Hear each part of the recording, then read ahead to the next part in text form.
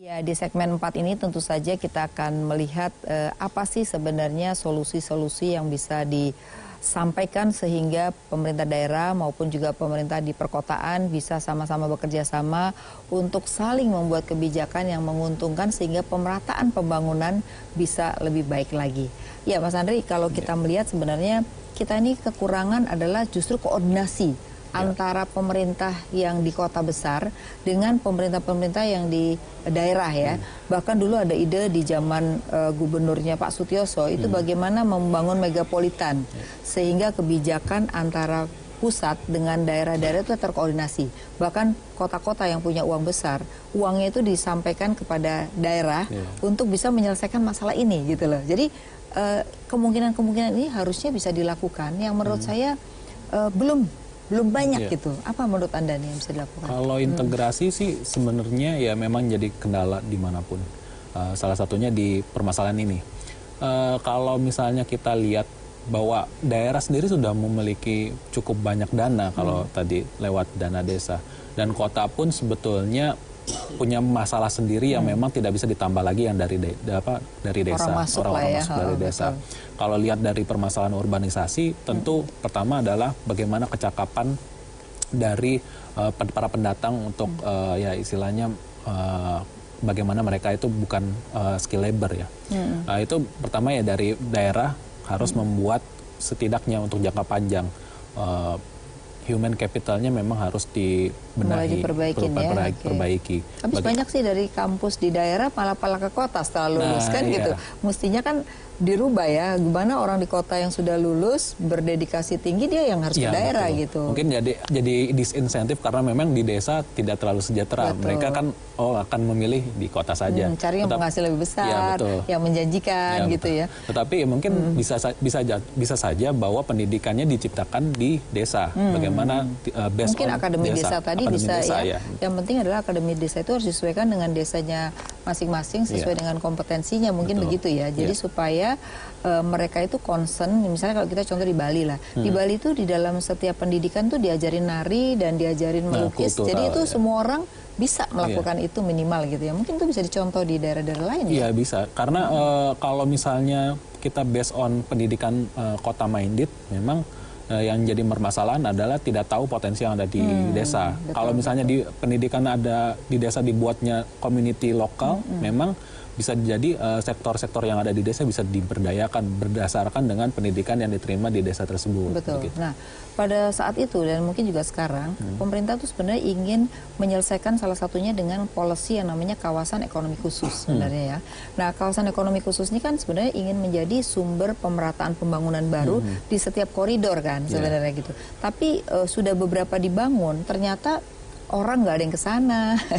Ternyata ada persoalan dalam masalah transportasi, di mana ketika kawasan ekonomi khusus itu dibangun, ternyata biaya mendeliver barangnya terlalu mahal gitu. Akibatnya menjadi gagal dan batal gitu. Gimana ini Anda melihat? Kalau kawasan ekonomi khusus tidak hanya transportasi saja, mungkin itu menjadi masalah. Salah satunya adalah input industrinya. Input industri seperti gas itu masih mahal di daerah. Untuk bagaimana pabrik-pabrik yang ada di kawasan ekonomi khusus itu masih terkendala di input industri tadi, gas, bahan baku. Bahan bakunya juga bukan dari daerah tersebut, bahan bakunya dari impor karena masalah lebih murah, lebih kompetitif.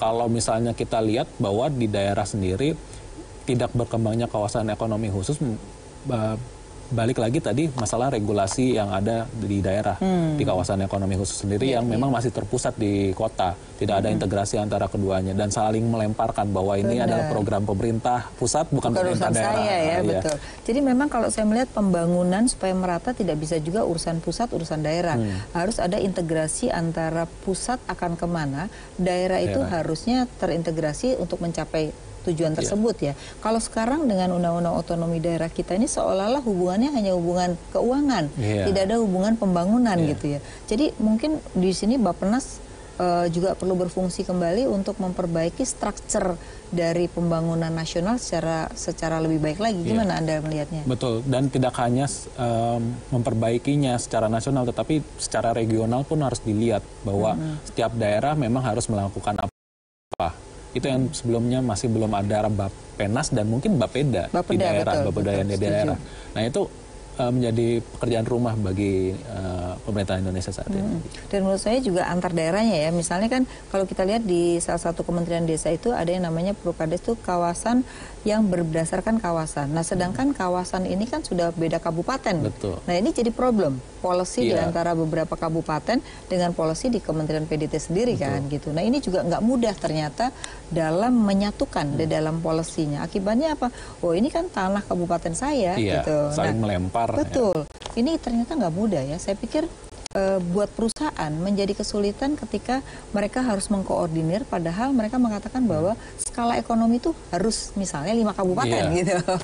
Ini dialami loh sama pengusaha gitu. Ya, solusinya adalah bagaimana pemerintah provinsi sebetulnya yang bisa menjadi jalan tengah. Dan dia kepanjangan tangan pemerintah pusat ya? Iya betul, kepanjangan tangan dari pemerintah pusat. Bagaimana mereka memang bisa menyatukan antara kabupaten dan kota yang ada di dalamnya. Iya, iya. Oke, kalau menurut Anda quick win, apa sih yang mesti dilakukan nih supaya kita juga bisa mengatasi urbanisasi ini bisa semakin dikurangin gitu ya. Kemudian ada percepatan gitu dalam mungkin yang jangka pendek dulu lah. Jangka pendeknya apa nih menurut Anda? Kalau jangka pendeknya kita melihat bagaimana upaya mitigasi dari pemerintah kota mungkin ya. Bagaimana urbanisasi saat ini sangat cepat 2,6% yang saya tadi sampaikan selama 10 tahun ini. Bagaimana infrastruktur kota yang harus disiapkan. Infrastruktur kota seperti apa? Pertama adalah lahannya. Apakah penduduk dari desa memiliki lahan di kota? Lahan tersebut. Ada kebalikan, orang kota punya lahan di desa, tapi nggak dipakai kan gitu ya. Betul. Nah, lahannya sendiri sangat kurang. Makanya Jakarta tidak mungkin mendapatkan lahan kalau makanya misalnya sekarang begini rumah susun ya kan. Nah, bagaimana kita membuat pemerintah kota membuat rumah susun, tapi menjadi permasalahan lain karena rumah susun yang dibangun bukan di Jakarta, bisa di kota-kota satelitnya. Kalau sekarang masih di kota-kota pusat ya kebanyakan. Ya. Nah itu yang menjadi masalah, apakah mau kota-kota yang di sekitarnya membangun rumah susun untuk lahan-lahan ya tempat tinggal bagi penduduk desa yang akan ke kota. Yang kedua adalah bagaimana lapangan pekerjaan. Lapangan pekerjaan juga harus diciptakan bagaimana kota bisa menyerap setidaknya low skill labor yang ada di daerah desa, mencocokkannya dengan bagaimana permintaan yang ada di kota. Yang ketiga adalah bagaimana di desa sendiri harus mencoba untuk meminimalisir atau pertumbuhannya ditahan untuk urbanisasi. Bagaimana mereka bisa memanfaatkan dana desa tadi untuk menyerap tidak hanya tenaga kerja, tetapi tenaga kerja yang mungkin pendidikannya rendah atau skillnya rendah. Dari situ mungkin bisa jadi cara cepat lah ya untuk menahan laju urbanisasi yang sangat cepat saat ini. Nah saya lihat salah satu yang juga ini mudah sebenarnya, tapi nggak jalan-jalan itu adalah sebenarnya pariwisata. Pariwisata itu sebenarnya kan bisa menyerap banyak tenaga kerja karena dia dari mulai wisatanya sampai UKM makanannya itu bisa masuk juga gitu. Tapi ini kelihatannya udah ada 10 destinasi yang diinikan oleh pemerintah tapi nggak jalan-jalan gitu. Nah saya lihat ini juga harus jadi quick win sebenarnya ya, di mana pemerintah daerah itu kalau bisa membuat policy untuk pariwisata di beberapa 10 aja destinasi, itu kan paling tidak orang nggak akan pergi. Mereka bisa jadi pemandu pemandu wisata, mereka bisa membuat warung-warung. Nah ini saya lihat salah satu di daerah Jawa Timur itu terjadi, di mana daerah Batu itu kalau kita lihat sekarang jadi sumber wisata baru, ya, daerah Banyuwangi misalnya ya kan, ternyata orang juga mengurangi urbanisasi karena mereka juga sudah bisa mendapat sumber penghasilan di daerah dengan adanya wisata tersebut gitu. Nah ini juga menurut saya bisa jadi quick win sebenarnya ya. Terus apalagi misalnya dari sisi pemerintah daerah, kalau Jawa Tengah, Jawa Timur ya kalau kita lihat sekarang ini mereka ternyata jadi sumber pusat pabrik-pabrik karena pabrik-pabrik melihat UMR-nya masih murah ya kan, terus harga biaya hidupnya juga masih murah. Ternyata arahnya di sana. Berarti ini pemerintah daerah Jawa Timur, Jawa Barat, Jawa Tengah ini harus mulai juga ya menyiapkan infrastruktur ya untuk itu ya. Menurut Anda gimana? Betul, infrastruktur dan juga modal dari manusianya sendiri yang akan jadi tenaga kerja bagi industri-industri baru yang ada di daerah. Nah kalau misalnya tidak ada istilahnya tidak ketemu antara keduanya ya, tidak akan terjadi seperti itu. Nah, vokasional itu kan sekarang sudah mulai dielulukan lah ya, bahkan perguruan tinggi nggak boleh buka lagi yang baru, tapi vokasional malah diminta gitu. Nah, sejauh mana Anda melihat? Karena saya lihatnya gini, vokasional ini akan didirikan tapi gurunya masih textbook minded, bukan orang yang di lapangan gitu. Jadi menurut saya harusnya ada tax deductible yang bisa diberikan kepada perusahaan kalau perusahaan itu mau membuka diri untuk membantu ini. Menurut Anda gimana? Betul. Kalau misalnya vokasional tenaga pengajarnya ya, tenaga pengajarnya menjadi utama. Harus berasal dari industriawan.